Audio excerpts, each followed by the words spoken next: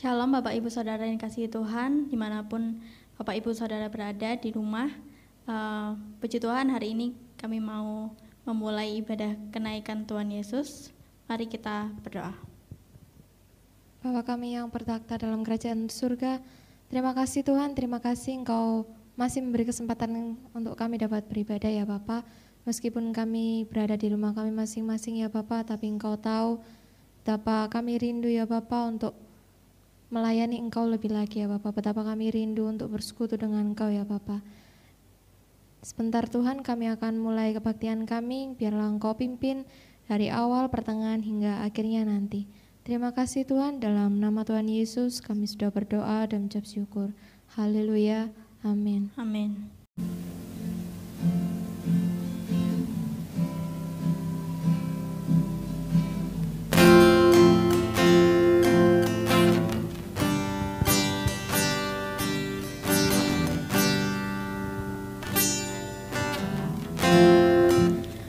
Kekuatan di jiwaku,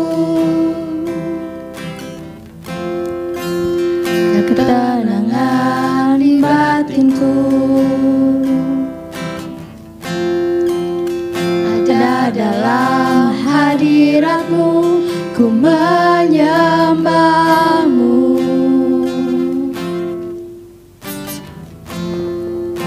Tersungkurku di kaki-Mu,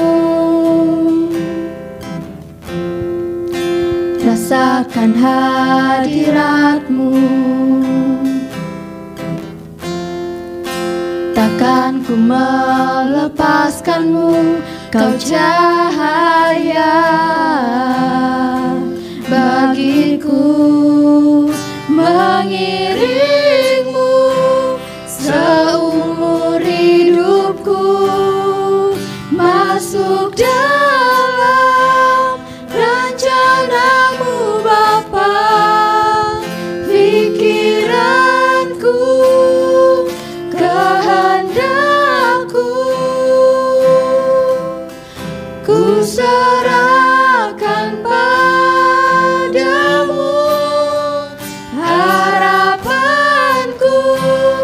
hanya di dalam-Mu, ku kan teguh bersama-Mu Tuhan. Jadikan ku bejana-Mu untuk kemuliaan-Mu.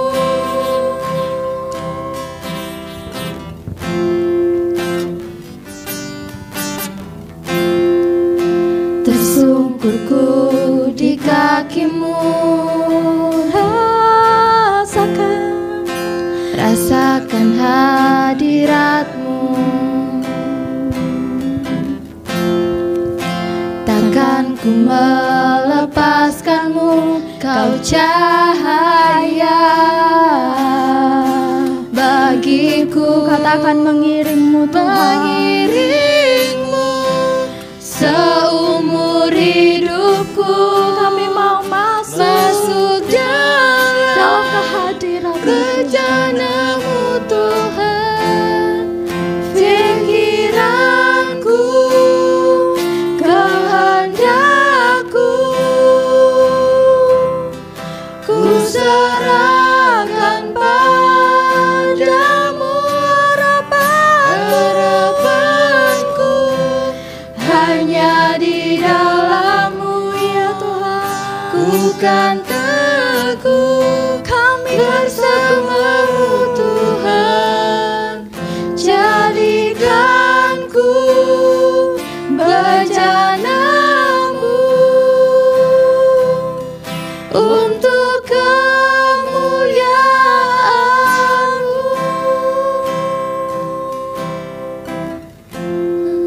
Kami mau sembah Tuhan.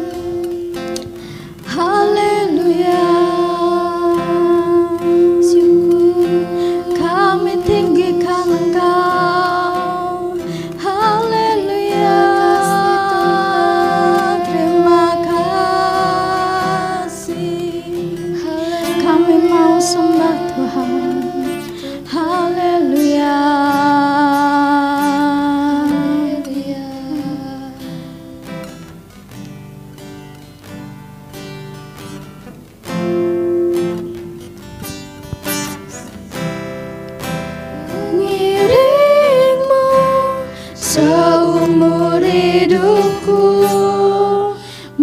masuk dalam rencana-Mu Bapa. Biarlah pikiran kami Tuhan, kehendak kami Tuhan, semuanya kami serahkan padamu Tuhan.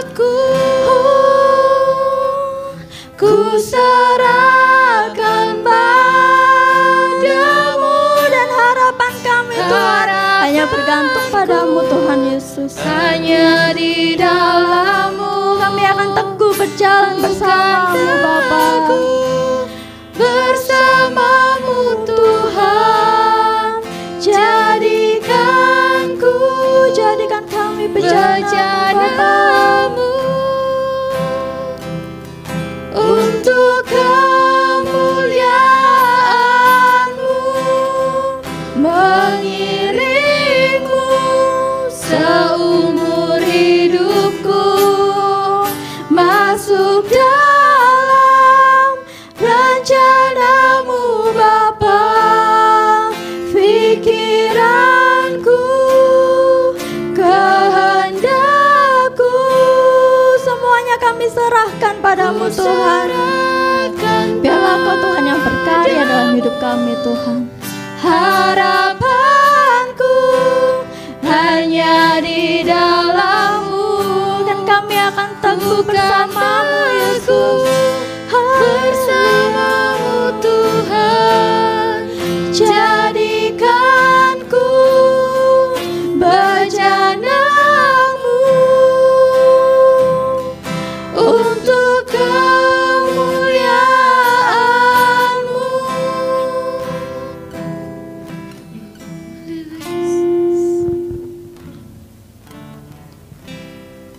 Terima kasih Tuhan, terima kasih karena hari ini kami boleh, Engkau beri kesempatan kami Tuhan untuk kami boleh beribadah Tuhan, walaupun secara online Tuhan, di rumah kami masing-masing, tapi kami yakin dan percaya Tuhan, Engkau ada bersama dengan kami Tuhan, di dalam ibadah kami masing-masing Tuhan. Tuhan terima kasih Tuhan, karena Engkau berkarya dalam kehidupan kami Tuhan. Masuklah Tuhan dalam setiap kami Tuhan, biarlah roh-Mu yang ada di dalam kami Tuhan menyala-nyala Tuhan, untuk kami boleh memuji dan memuliakan nama-Mu Tuhan. Terima kasih Tuhan, terima kasih Tuhan. Kiranya Tuhan firman-Mu yang akan disampaikan Tuhan, semuanya boleh berkenan di hati kami Tuhan, boleh menjadi rema yang harum Tuhan bagi setiap langkah kehidupan kami Tuhan. Dalam kami menghadapi segala masalah, kesulitan yang apapun Tuhan yang sedang terjadi dalam kehidupan kami Tuhan, kiranya firman-Mu boleh selalu kami pegang teguh, boleh selalu menguatkan kami Tuhan, dimanapun kami berada dan bagaimanapun situasinya Tuhan. Terima kasih Tuhan, kami serahkan Tuhan ibadah ini Tuhan hanya di dalam nama Tuhan Yesus Kristus. Haleluya, amin. Shalom alaikum, puji nama Tuhan, kita bertemu kembali di dalam ibadah pada sore hari ini, di mana kita memperingati hari kenaikan Tuhan Yesus Kristus ke surga. Pada saat ini firman Tuhan berjudul mengharapkan pemulihan. Mengharapkan pemulihan. Kita akan baca di dalam surat Kisah Para Rasul pasal 1 ayat yang ke-6. Kisah pasal 1 ayat yang ke-6. Demikian bunyi firman Tuhan. Maka bertanyalah mereka yang berkumpul di situ, Tuhan, maukah Engkau pada masa ini memulihkan kerajaan bagi Israel? Amin. Puji Tuhan, saudaraku kasih Tuhan, ada orang yang bertanya kepada Kristus, menanyakan apakah Engkau mau pada masa ini memulihkan kerajaan bagi Israel. Nah, siapa mereka itu yang bertanya kepada Kristus saat itu? Lukas di dalam suratnya di Kisah Para Rasul ini memberitahukan kepada kita oleh Kisah pasal 1 ayat 1 sampai yang ketiga. Di situ kita akan ketahui siapa mereka yang bertanya itu. Kita baca dulu Hai Theophilus, dalam bukuku yang pertama aku menulis tentang segala sesuatu yang dikerjakan dan diajarkan Yesus sampai pada hari ia terangkat. Jadi di dalam Injil Lukas disampaikan semuanya itu.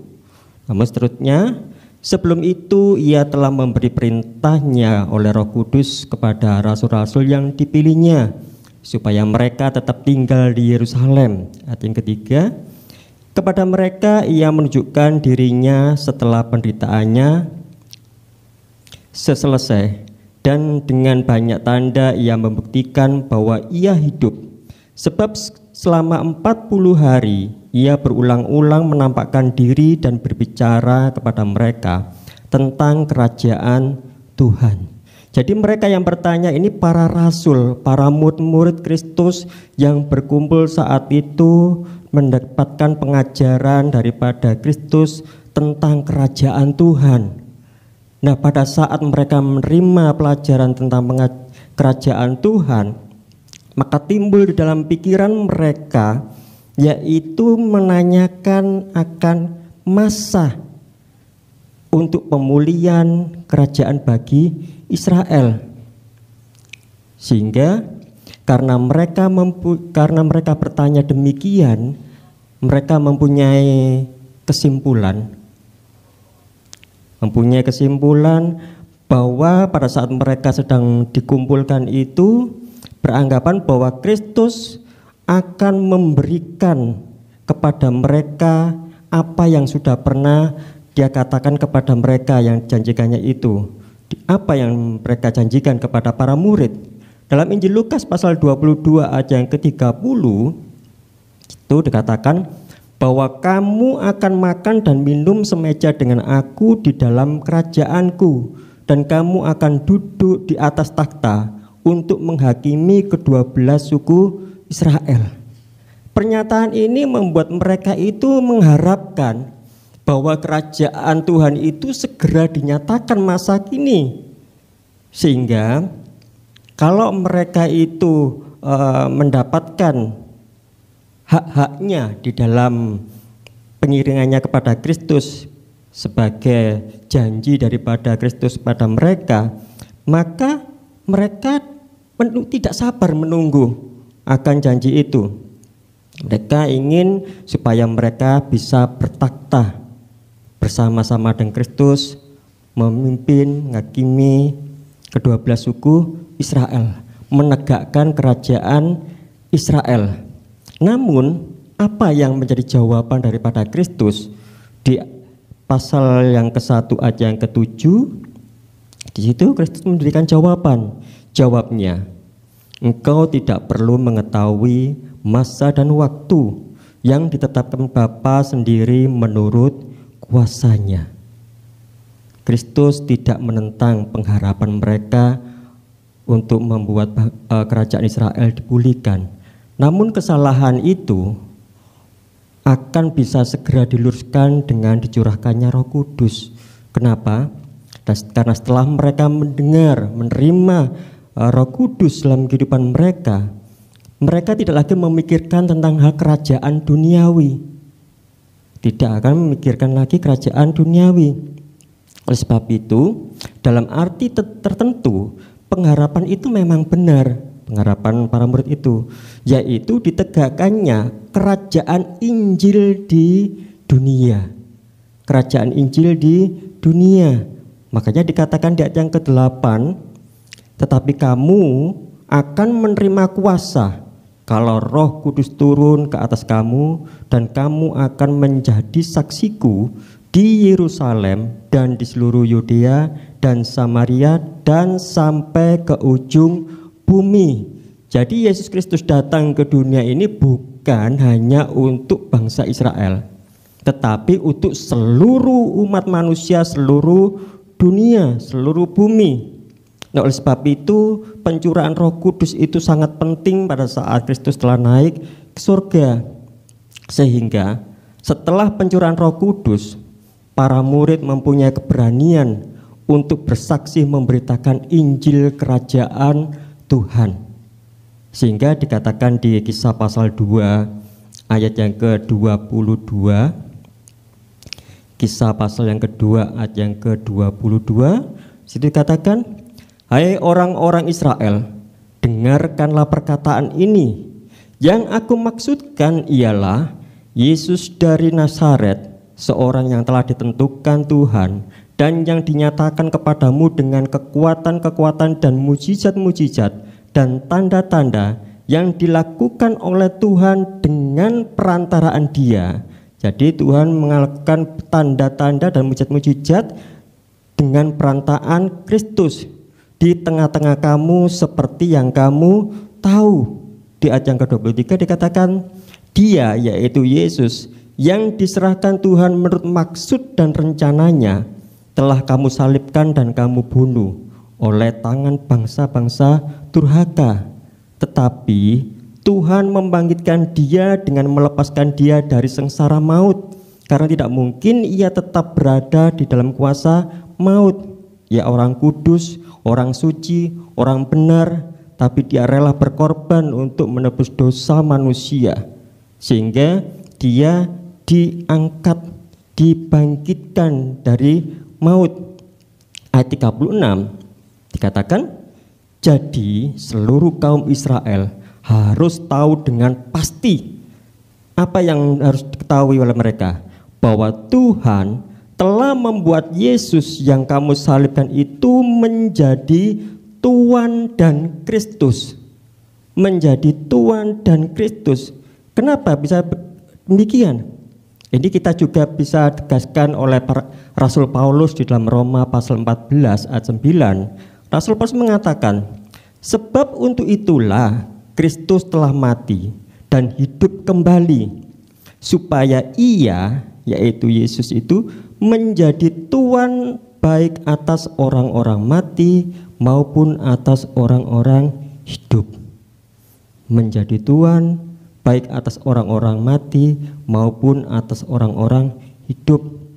Jadi kalau Dia adalah Tuhan bagi kita, penguasa, pemilik hidup kita, maka hal ini membentuk alasan teologis mengapa orang Kristen harus hidup tidak bagi diri mereka sendiri, tidak bagi diri sendiri.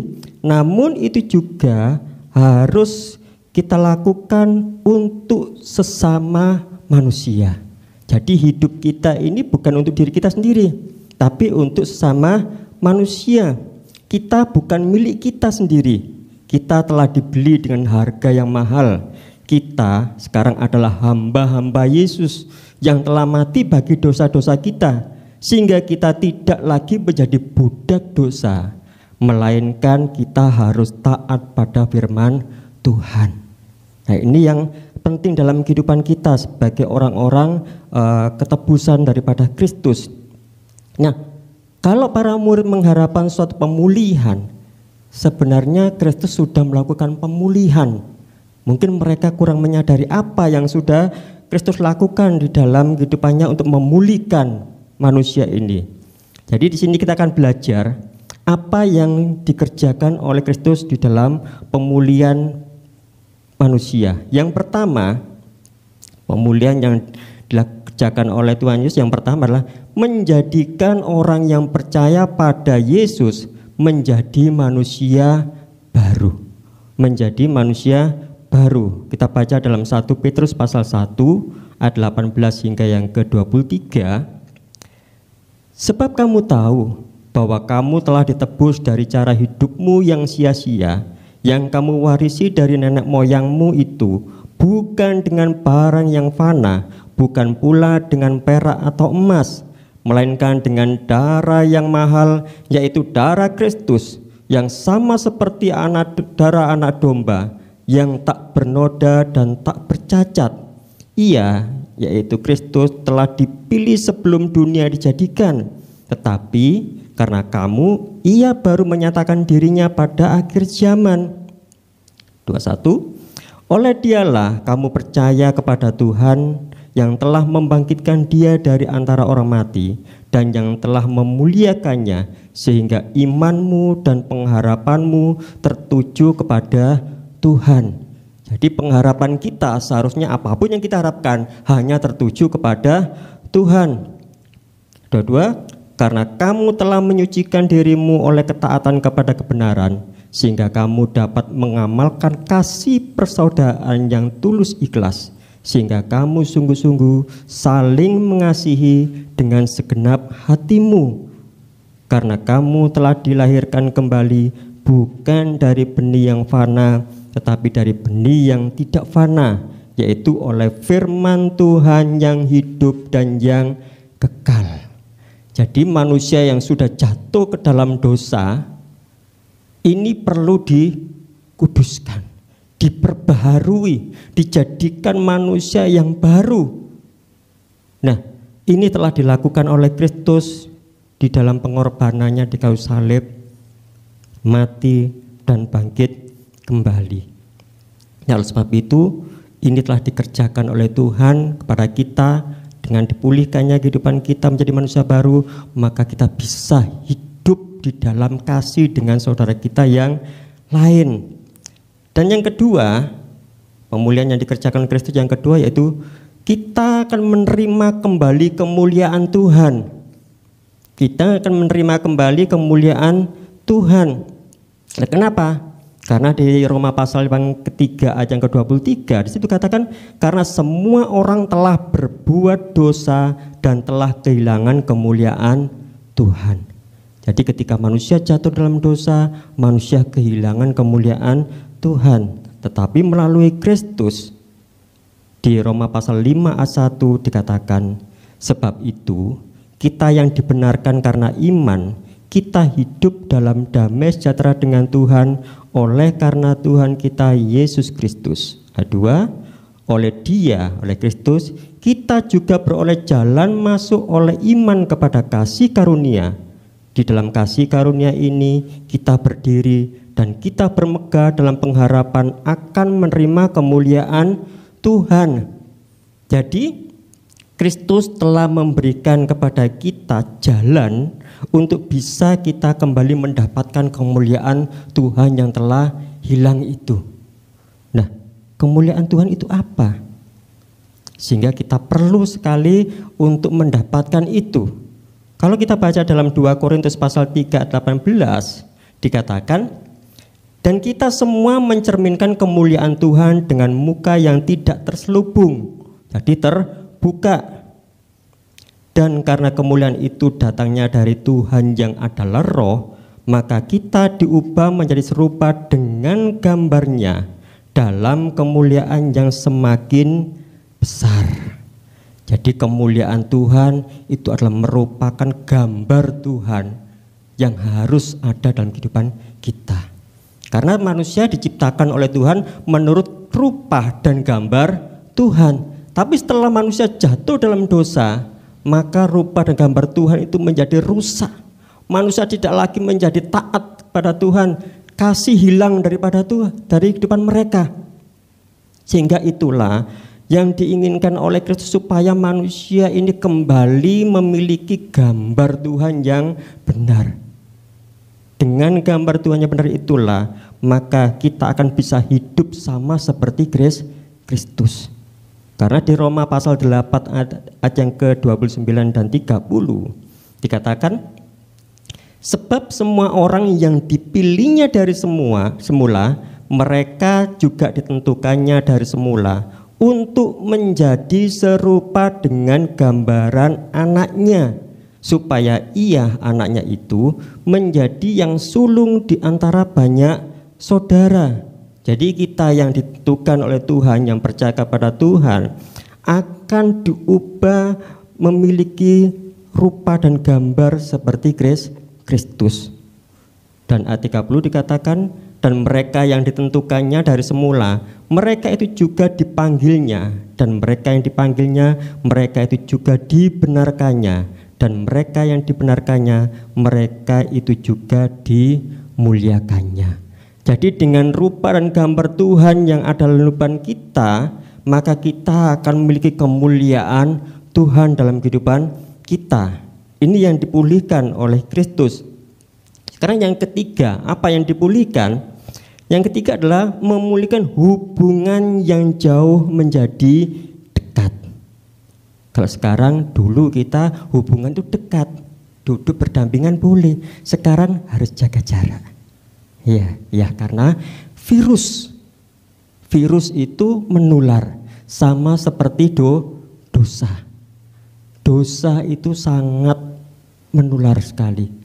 Sehingga satu orang berbuat dosa, maka semuanya ketularan berbuat dosa. Jadi itu harus ada batasan-batasan. Tidak boleh lagi kumpul dekat-dekat dengan orang yang belum steril. Jadi yang masih ada virus dijauhi. Nah, sebab itu hubungan yang jauh itu didekatkan kembali oleh Kristus. Di dalam Efesus pasal 2 ayat 13. Tetapi sekarang di dalam Kristus Yesus, kamu yang dahulu jauh sudah menjadi dekat oleh darah Kristus.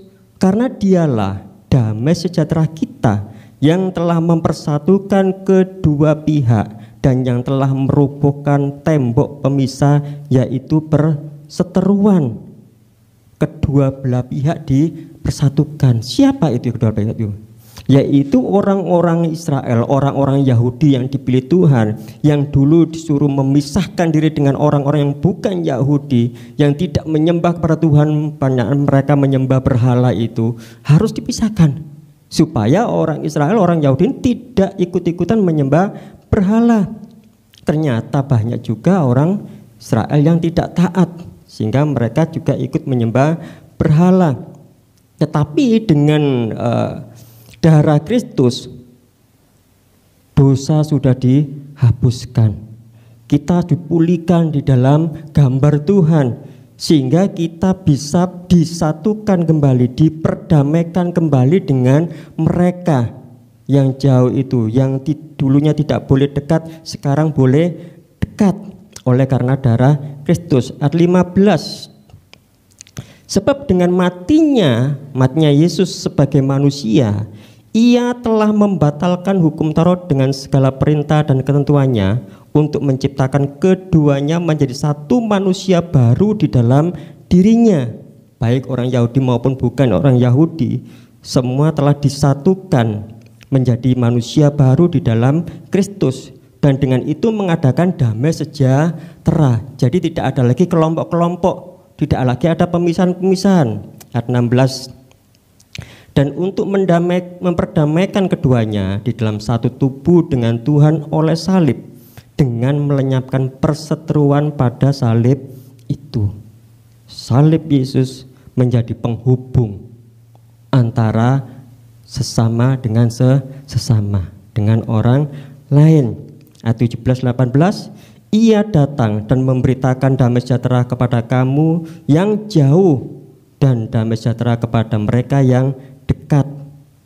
Karena oleh Dia kita kedua pihak dalam satu roh beroleh jalan masuk kepada Bapa. Jadi semua manusia, tidak ada lagi perbedaan orang Yahudi, orang Israel, orang Yunani, orang Arab, orang mana saja, tidak ada perbedaan. Semua disatukan oleh Kristus sehingga kita boleh masuk, memperoleh jalan masuk kepada Bapa. Nah, ini telah disatukan, dipulihkan oleh Kristus. Antara sesama manusia dipulihkan jadi dekat, dan manusia dengan Tuhan yang jauh itu karena dosa disatukan kembali. Karena kita sudah ditebus, kita sudah dikuduskan, maka kita juga harus hidup kudus karena Tuhan itu kudus. Kita bisa menjadi satu. Yang ketiga, sekarang yang keempat yang dipulihkan adalah Tuhan memberikan hidup.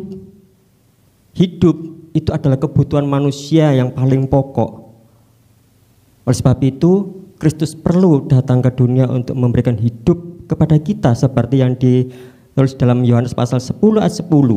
Pencuri datang hanya untuk mencuri dan membunuh dan membinasakan. Aku datang, yaitu Yesus datang, supaya mereka mempunyai hidup dan mempunyainya dalam segala kelimpahan. Kenapa manusia ini perlu dihidupkan? Karena pada saat manusia Adam dan Hawa melanggar perintah Tuhan, Apabila kamu memakan buah itu, pengetahuan baik dan jahat, maka kamu akan mati. Nah, itu sebabnya perlu mendapatkan pemulihan untuk hidup itu. Dan ini dikerjakan oleh Kristus. Di dalam Roma pasal 5 ayat 12 dikatakan, sebab itu sama seperti dosa telah masuk ke dalam dunia oleh satu orang, dan oleh dosa itu juga maut. Demikianlah maut itu telah menjalar kepada semua orang, karena semua orang telah berbuat dosa. Jadi tidak ada manusia yang tidak berdosa. Ayat 17, sebab jika oleh dosa satu orang, yaitu Adam, maut telah berkuasa oleh satu orang itu, maka lebih benar lagi mereka yang telah menerima kelimpahan kasih karunia dan anugerah kebenaran akan hidup dan berkuasa oleh karena satu orang itu, satu orang juga. Siapa? Yaitu Yesus Kristus. Satu orang berbuat dosa, Adam, semuanya dosa. Tapi melalui Yesus yang benar, yang percaya kepadanya, maka dia memperoleh hidup. Jadi kita mendapatkan hidup itu oleh karena anugerah daripada Kristus. Ayat 18, sebab itu sama seperti oleh satu pelanggaran semua orang beroleh penghukuman, yaitu akan masuk ke dalam matian kekal. Demikian pula oleh suatu perbuatan kebenaran semua orang beroleh pembenaran untuk hidup. 21, supaya sama seperti dosa berkuasa dalam alam maut, demikianlah kasih karunia akan berkuasa oleh kebenaran untuk hidup yang kekal oleh Yesus Kristus Tuhan kita. Jadi kebutuhan pokok manusia adalah yang terakhir, hidup kekal. Kalau kita tanya kepada semua orang lain, kita tanya, kalau kamu mati mau kemana?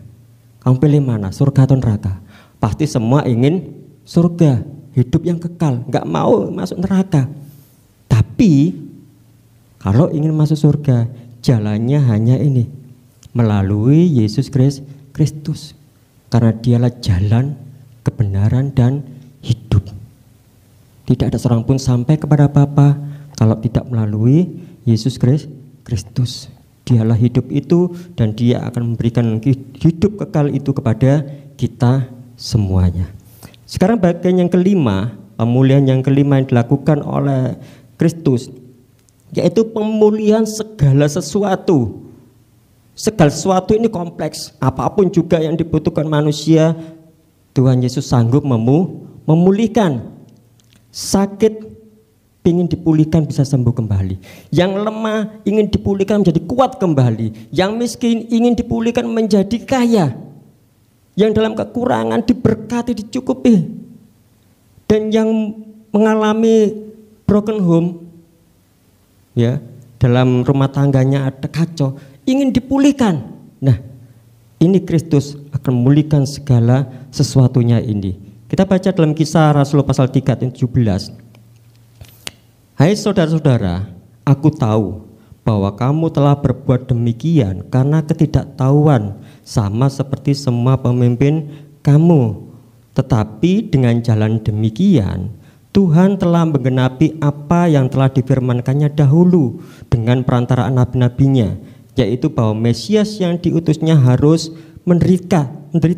Jadi orang Israel pada saat itu tidak tahu, mereka tidak mengetahui bahwa Yesus itu adalah Kristus. Mereka memberitakan salibkan dia, supaya dia mati. Mereka tidak tahu jalan itu, tetapi Tuhan punya rencana yang indah, supaya Mesias yang diutusnya itu menjadi juru selamat bagi kita. Ayat 19 sampai 21.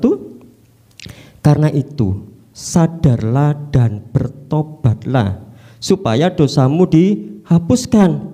Kalau kita nggak mau sadar bahwa Yesus sudah melakukan penebusan dosa, maka kita akan tetap tinggal di dalam dosa kita. Sebenarnya kita sudah dihapuskan, diampuni dosa kita melalui pengorbanan Kristus. Tapi kalau tidak percaya, tidak bertobat, maka kita tetap dalam dosa.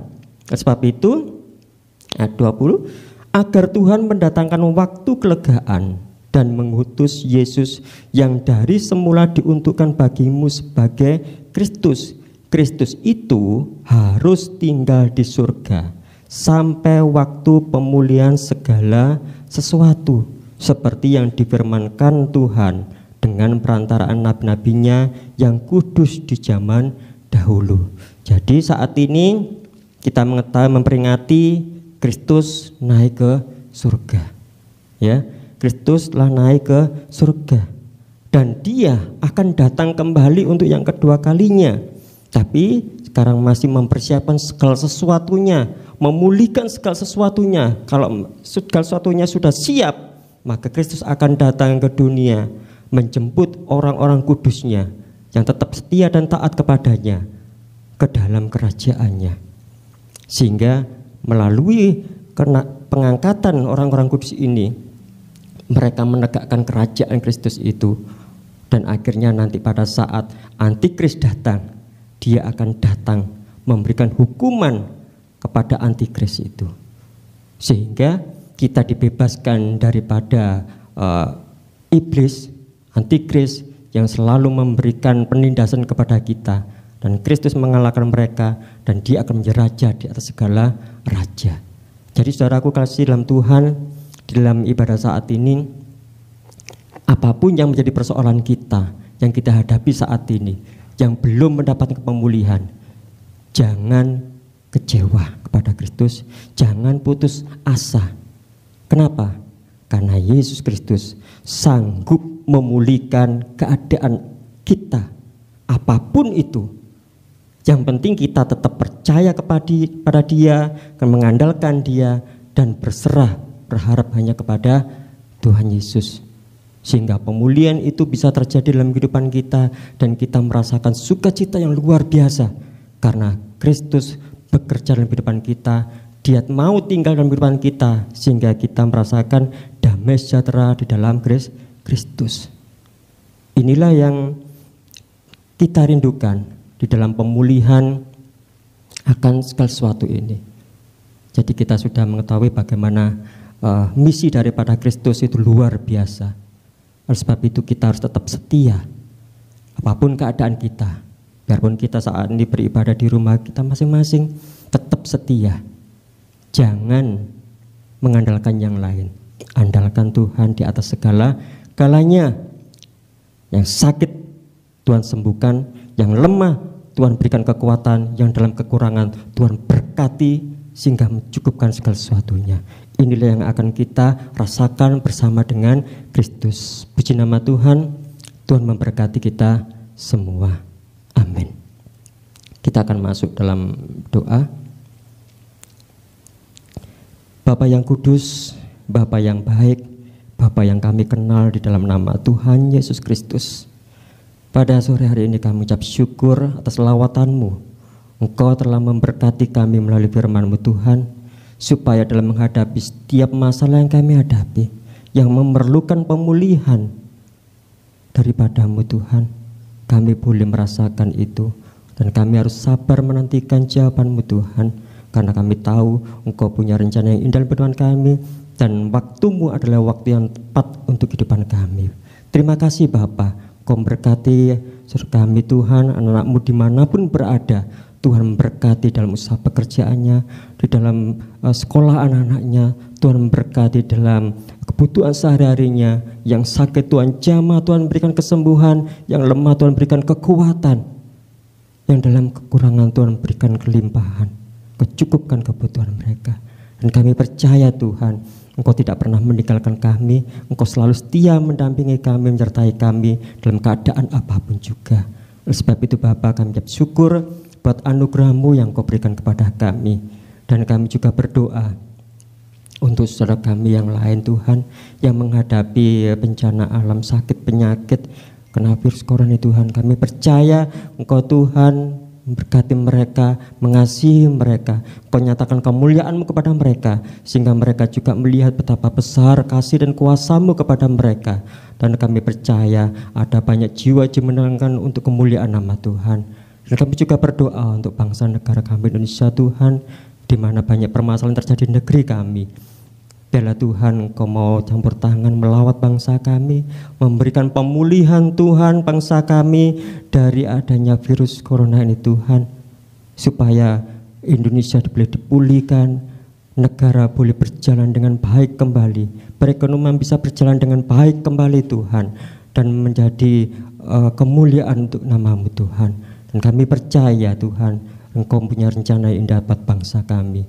Terima kasih Bapa, terima kasih Engkau memberkati hikmat buat Bapak pejabat dari Presiden, Wakil, Menteri-Menteri, dan aparat-aparat yang terkait Tuhan, sampai tingkat yang terendah. Dan Engkau memberkati mereka supaya mereka dapat menjalankan tugas pemerintahan dengan baik untuk memberikan solusi yang terbaik buat keadaan negeri kami ini ya Bapa. Dan kami percaya Engkau mengasihi saudara kami ini ya Bapa. Dan Engkau juga memberkati buat para medis yang telah bekerja susah payah, buat mereka merawat saudara kami yang mengalami sakit penyakit Tuhan. Engkau mengasihi mereka, Engkau berikan penghiburan mereka, kuatkan iman mereka Tuhan. Terima kasih Bapa, terima kasih. Kami mempunyai Tuhan satu keyakinan bahwa Engkau baik, Engkau tidak pernah meninggalkan kami, Engkau mengasihi kami semua dalam keadaan apapun juga. Kasih-Mu besar buat kami semua. Terima kasih Bapa. Inilah menjadi doa dan ucapan syukur kami yang kami persembahkan hanya dalam nama Tuhan Yesus Kristus. Haleluya. Amin. Puji Tuhan, Tuhan berkati.